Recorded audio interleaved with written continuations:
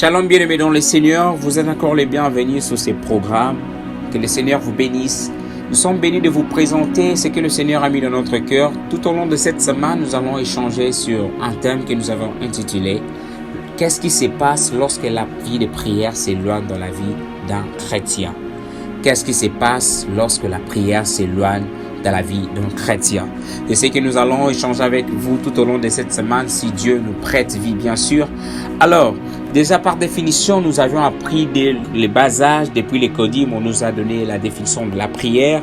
Et nous savons bel et bien que la prière est une relation intime avec notre Créateur, un moyen par lequel nous communiquons avec Dieu. Alors, voilà pourquoi aujourd'hui nous voulons savoir qu'est-ce qui se passe lorsqu'un enfant de Dieu abandonne la prière, lorsque la vie chrétienne d'un enfant de Dieu n'est plus attissée par la prière. Qu'est-ce qui se passe? La Bible nous rappelle dans Luc 18, le premier verset, là où nous allons voir l'importance de maintenir la vie de prière. Je lis au nom du Seigneur Jésus, le premier verset. Jésus leur adressa une parabole pour montrer qu'il faut toujours prier et ne point se relâcher. Il dit: il y avait dans une ville un juge qui ne craignait point Dieu et qui n'avait d'égard pour personne. Il y avait aussi dans cette ville une veuve qui venait lui dire: fais-moi justice de ma partie adverse. Pendant longtemps, il refusa, mais ensuite, il dit en lui-même: quoique je ne crains point Dieu et que je n'ai d'égard pour personne, néanmoins, parce que cette veuve m'importune, je lui ferai justice, afin qu'elle ne vienne pas sans cesse me rompre la tête. Le Seigneur ajouta: entendez ce que dit le juge inique. Et Dieu ne fera-t-il pas justice à ses élus qui crient à lui jour et nuit, et tardera-t-il à leur égard? Par cette parabole, le Seigneur nous montre l'importance de maintenir sa vie de prière étant enfant de Dieu. Et sur ce passage, on voit que cela permet à un enfant de Dieu de faire connaître ses besoins à Dieu à tout moment, de faire connaître ce que nous désirons auprès de notre Père. Lorsque nous avons des soucis, au lieu d'aller encharner ou pleurer auprès des gens qui derrière nous peuvent se moquer de nous si on ne sait jamais, prenons le temps de nous approcher de Dieu par la prière pour lui dire: Seigneur, nous avons besoin de ceci. Et lorsque vous ne faites pas cela par la prière, directement, vous allez vous fondre et vous allez perdre l'équilibre dans votre vie chrétienne. Et lorsque vous ne savez pas présenter vos besoins auprès de Dieu par la prière, vous serez la personne qui sera toujours mendiant. Vous allez commencer à demander partout. Toute personne que vous allez trouver en cours de route, vous verrez comme s'il est toujours la bonne personne à qui vous pouvez raconter vos problèmes. Or, parmi les personnes que vous allez dire vos problèmes, il y aura ceux qui vont se moquer de vous une fois que vous allez donner votre dos. Voilà pourquoi il est très important de maintenir sa vie de prière, parce qu'à chaque fois que vous serez dans la vie de prière, la Bible vous rappellera l'importance, et sa parole vous rappellera l'importance de vous approcher pour vous exposer à Dieu ce qui est vos besoins. Avez-vous des soucis que vous aimeriez dire à Dieu? Mais malheureusement, si vous n'avez pas une vie de prière intense, vous allez demeurer dans ces soucis. Lorsque vous n'avez pas une vie de prière maintenue, vous serez englouti et rongé par toutes choses qui vous tracassent. Vous avez des problèmes dans vos familles, vous avez des problèmes dans votre santé, mais tant que vous n'avez pas la vie de prière, vous risquerez de ne pas faire connaître vos besoins à Dieu.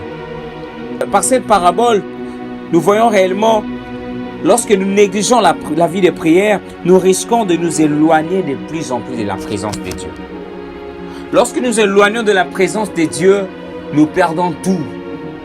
Parce que Dieu, c'est la prière. Lorsque nous n'avons pas la vie de prière, nous éloignons de Dieu. Lorsque nous perdons la vie de prière, nous éloignons de la présence de Dieu. Aimeriez-vous, étant que chrétien que vous êtes, vous promener dans ce monde sans la présence de Dieu? Je ne pense pas. Je ne pense pas. Personne, étant que chrétien, peut survivre sur cette terre remplie des ordures sans la présence de Dieu. Voilà pourquoi il est très important de maintenir sa vie de prière. Il est très important de retenir réellement, de maintenir ce qui fait la force de votre vie chrétienne. Vous dites réellement, bien sûr, vous avez déjà accepté Christ. Mais il est important de recharger sa vie chrétienne à tout moment. C'est pareil avec un téléphone que vous avez acheté. Jamais vous pouvez utiliser le téléphone par rapport à sa première charge et continuer à l'utiliser sans l'avoir rechargé. Non. Vous devez recharger votre vie chrétienne chaque jour. Et le recharge, ça se fait seulement par le seul moyen qui est la prière.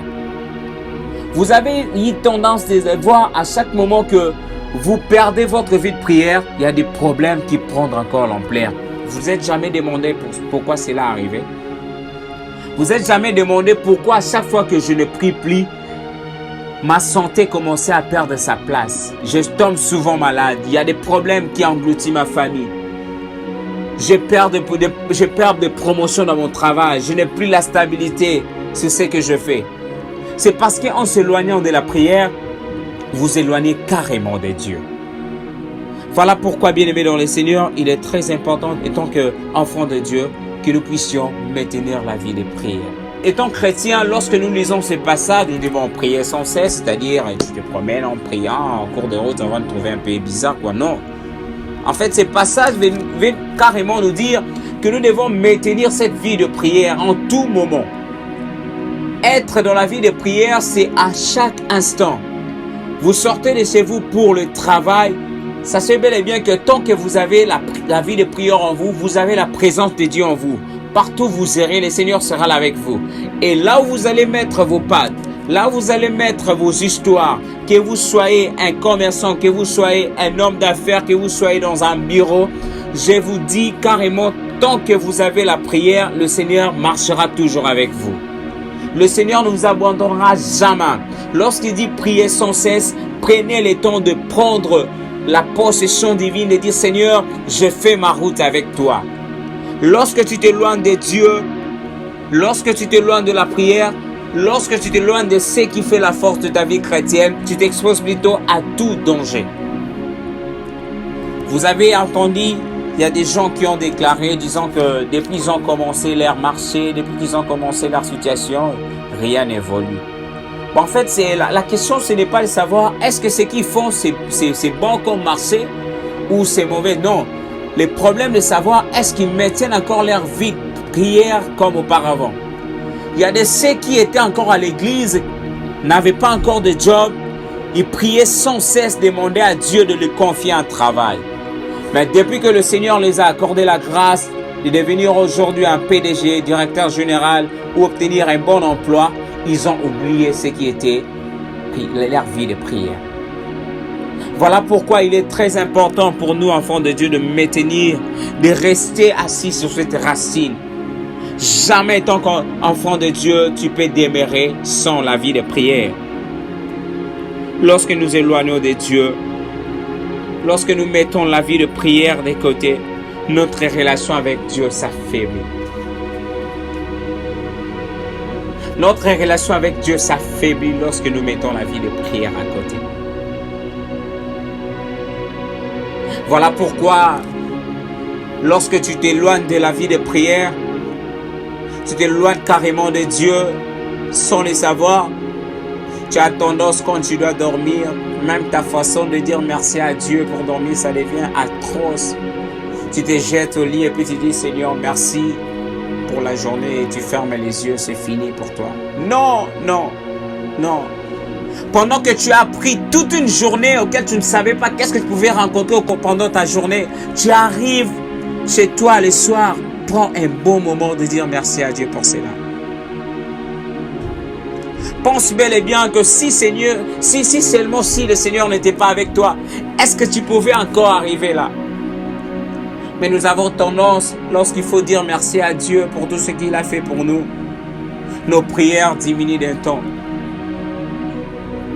Je m'étonne même, je me dis souvent, on prend beaucoup de temps de faire un repas. Lorsqu'il s'agit de bénir même le repas, c'est juste une prière auquel on dit Seigneur, merci pour le repas, c'est fini, amen. Notre vie chrétienne doit être associée à ce qui est la prière. Sans la prière, nous ne pouvons rien faire. Voilà pourquoi j'aimerais vous demander, j'aimerais nous encourager, j'aimerais nous demander encore ce soir, vous qui avez encore abandonné la vie de prière, et cela est devenu comme une vie normale. Vous voyez, c'est normal de vivre sans la vie de prière. Et le diable vous fait comprendre, il vous donne l'impression comme si vous vivez tellement bien quand vous ne priez pas. Vous avez l'impression comme si tout coule normalement. Or, au plus profond de vous, vous savez que les choses ne marchent pas. Vous savez que vous avez des problèmes de maladie. Vous avez des problèmes familiales qui nécessitent la prière. Et malheureusement, sans la prière, sans la présence de Dieu, on ne peut pas se lever pour cela. Nous allons retenir 3 choses pour aujourd'hui. Ce qui se passe lorsque vous vous éloignez de la prière. La première des choses, on s'éloigne de la présence de Dieu. Lorsque tu t'écartes de la vie de prière, tu t'écartes carrément de Dieu. La deuxième des choses, la relation avec Dieu s'affaiblit. Lorsque nous mettons la vie de prière à côté, la relation avec Dieu s'affaiblit. Et la troisième des choses, lorsque nous mettons la vie de prière à côté, nous sommes exposés à tout danger. Ce soir, j'aimerais vous inviter là où vous êtes, si cela ne vous dérangerait pas. Nous allons prier ensemble, demander à Dieu qu'il puisse nous pardonner premièrement, parce que lorsque la décision était venue, le premier jour, nous avons vu comme si c'était normal de passer toute une journée sans prier. Et de fuir au temps, cela est devenu notre coutume. On ne priait plus. Jusqu'à ce temps, on se dit chrétien, mais on n'a pas de programme de prière. J'aimerais vous inviter avec moi de bien vouloir élever vos voix. Nous allons d'abord dire pardon à Dieu, demander pardon à Dieu parce que nous l'avons fait consciemment, sachant que nous ne prions plus. Éternel Dieu Tout-Puissant, nous venons en ces temps te dire merci pour ces programmes que tu nous as accordés. Seigneur, tu nous as fait montrer l'importance de maintenir notre vie de prière. Seigneur, nous avions compris que lorsque nous éloignons de la vie de prière, il y a des choses auxquelles nous sommes tellement exposés. Lorsque la vie de prière n'est plus en nous, cela veut dire qu'on n'a plus Dieu en nous parce que nous éloignons de Dieu. Car la prière, c'est une relation d'intimité avec toi. Seigneur, je te prie pour cette personne qui a reconnu ce soir, qui se disent chrétiens et se dit qu'il est chrétien, mais malheureusement, la vie de prière ne fait plus partie de ses programmes. Seigneur, pardonne-nous parce que nous sommes tous reconnaissants de savoir que nous sommes tous victimes et confiants de savoir que nous sommes ceux qui n'ont pas maintenu notre relation avec toi. Père éternel, nous venons devant toi en ces moments, te prier de nous remplir encore, remplis-nous de ta grâce, remplis-nous de ton onction, afin de se lever de ces pièges auxquels nous avions été déjà succombés. Seigneur, je te prie pour des familles qui nous suivent en ces moments, je te prie pour des femmes, des pères et des enfants qui ont abandonné la vie de prière. Seigneur, je te prie que celle par ta main puissante, que tu puisses toucher et redonner encore le sourire, redonner encore la force, redonner encore l'envie de s'approcher de toi. Seigneur, nous avions appris que c'est par la prière que nous obtenons des choses. C'est par la prière que nous exprimons nos besoins, Seigneur. Voilà pourquoi lorsque nous sommes éloignés de toi, nous n'avons plus l'opportunité de te dire ce que nous avons besoin. Or, tu nous dis dans ta parole, fais de l'Éternel tes délices et il te donnera ce que ton cœur désire. Seigneur, nous t'avions abandonné, voilà pourquoi nous n'avons plus ce que nous désirons. Nous te prions de nous pardonner, Seigneur Dieu de gloire.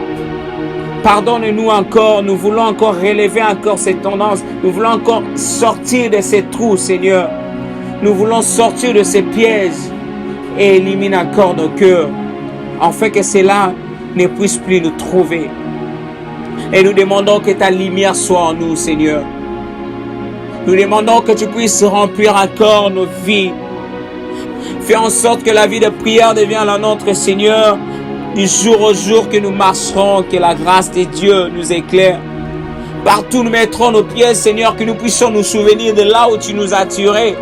Auquel sont la prière, nous ne pouvons jamais être là. Seigneur, merci de nous rappeler encore Le jour où nous t'avions accepté comme Seigneur et Sauveur, nous avions tellement hâte de garder nos programmes de prière, mais depuis que nous sommes habitués dans cette vie, Seigneur, nous avions abandonné la vie de prière. Rappelle-nous encore le sentiment qu'on avait lorsqu'on s'approchait dans ta présence, les sentiments qu'on avait lorsqu'on était encore devant toi, c'est-à-dire c'est le temps de prier, l'amour qu'on avait. Lorsque nous ne prions plus, cela montre qu'on n'a plus l'amour de Dieu. Lorsque nous n'avons plus soif de s'approcher de toi, Seigneur, cela montre qu'on n'a plus besoin de toi. Voilà pourquoi nous venons devant toi en ces moments, te prier, Seigneur. Je te prie, Seigneur, de toucher les âmes en ces moments qui prennent la décision de désormais prier, qui prennent la décision de prier, qui prennent la décision au-delà de leur programme, au-delà de tout ce qu'ils ont comme programme de la journée, s'ils peuvent le dire. Seigneur, que nous puissions trouver au moins le temps pour te dire merci. Trouver au moins le temps pour rallumer encore la flamme étant enfant de Dieu. Béni sois-tu pour ce que tu fais. Je te prie que ton esprit touche parce que c'est par ton esprit que nous pouvons encore nous relever. C'est le Saint-Esprit, tu peux nous donner encore le goût de s'approcher de toi. Cher Saint-Esprit, je te prie en ces moments que tu puisses toucher des familles. Touche cette personne, tous ces jeunes hommes qui se décident désormais de prier, de faire de sa vie une vie de prière. Parfois des choses que nous souffrons pour obtenir, on commence à qualifier comme si Dieu n'a plus la force en nous. Non, c'est nous qui devons abandonner. Voilà pourquoi nous n'arrivons pas à faire l'exploit étant qu'enfants de Dieu. Nous te demandons ce soir, Seigneur, et que ta grandeur et ta puissance, Seigneur, puissent encore nous couvrir enfin de dégager ta prière, dégager la vie de prière. Et la bossa para. Dans le nom de Jésus, dans le nom de Jésus. Remplis encore nos vies de toi, Seigneur. Remplis encore nos vies de ta présence. Remplis encore nos vies de ton esprit. Nous avons besoin de toi. Nous avons besoin de toi, Esprit de Dieu. Nous avons besoin de toi. Seigneur, c'est quand nous aurons encore la vie de prière, c'est là que tu seras encore plus près de nous. C'est la prière qui nous maintient ensemble. C'est la prière qui nous rapproche de toi. Laisse que par ta prière, que nous puissions encore atteindre les niveaux que tu veux. Merci de nous bénir. Merci pour ta présence. Merci de rallumer encore la flamme à cette personne qui a décidé désormais de s'approcher de toi. Et que ton nom soit béni pour l'éternité. Merci Esprit de Dieu pour ta vérité. Merci pour le rappel que tu fais encore en nous. Merci de nous encourager encore de demeurer dans la vie de prière. Car c'est ce qui fait notre force. Car c'est ce qui fait notre différence. Et que quand on dit au nom de Jésus, avec la vie de prière, le nom de Jésus prend acte. Et il a une puissance dans le nom de Jésus. Sois glorifié pour éternité, Père éternel, dans le nom de Jésus. Seigneur, je te bénis pour ce que tu as fait tout au long de cette séance, tout au long de ces programmes. Merci pour cette personne qui a été bénie. Merci pour cette personne qui a pris la décision. Je te prie, Seigneur, de toucher encore. Merci de nous retrouver encore. Merci de nous ramener encore dans ta présence. Nous étions tellement éloignés, tu nous as retrouvés, Seigneur. Merci de nous ramener dans ta présence. Et que ton nom soit béni dans le nom de Jésus. Amen. Que le Seigneur vous bénisse. Et nous nous retrouvons prochainement pour notre sujet que nous allons échanger. Et qu'est-ce qu'il faut faire lorsque tu es revenu encore dans la vie de prière. Nous parlerons sur ces sujets ultérieurement dans notre programme de la semaine. Qu'est-ce que nous devons faire lorsque nous avons maintenant la vie de prière? Qu'est-ce que nous devons faire pour maintenir la vie de prière? Que le Seigneur vous bénisse en On se retrouve prochainement pour un sous-thème qui sera intitulé « Qu'est-ce qu'il faut faire pour maintenir sa vie de prière ?» D'ici là, que le Seigneur vous bénisse. Vous avez été bénis par ces programmes. Merci de nous bénir par votre abonnement. Que le Seigneur vous bénisse.